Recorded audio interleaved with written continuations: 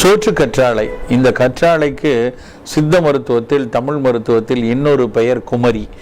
ஏன் குமரி என பெயர் வைத்தார்கள் என்றால், பெண்களுக்கு மிகச்சிறந்த அளவில், அதுவும் திருமணமாகாத பெண்களுக்கு வரக்கூடிய மாதவிடாய் வலி, அதிக மாதவிடாயில் வரக்கூடிய அதிக இரத்தப்போக்கு, இன்னும் சினைப்பை நீர்க்கட்டிகள், வெள்ளைப்படுதல் என பல நோய்களுக்கும் சோற்று கற்றாழை மிகச்சிறந்த மருந்தாக பயன்படுகிறது என்பதால் தான் அதுக்கு குமரின்னே பெயர் வந்தது என்று ஒரு வழக்கு சொல் உண்டு.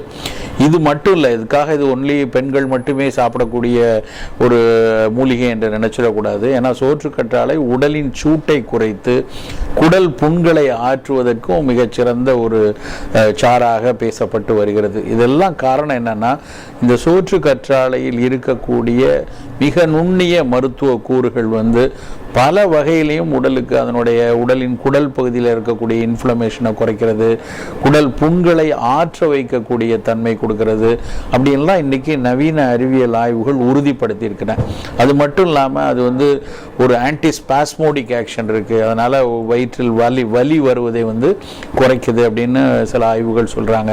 புண் ஆற்றக்கூடிய தன்மை, ஹீலிங் பிரின்சிபல் இருக்குது அப்படின்னு சொல்லி இந்த கற்றாழையை சொல்கிறாங்க. இப்படி பல அறிவியல் தரவுகளை இன்றைக்கு சொல்லிக் கொண்டிருக்கிற இந்த நவீன உலகத்திற்கு சோற்று கற்றாழையை நம் தமிழ் சமூகம் என்றோ ஒரு மிகச்சிறந்த கற்ப மூலிகையாக முன்னிறுத்தி இருக்கிறது.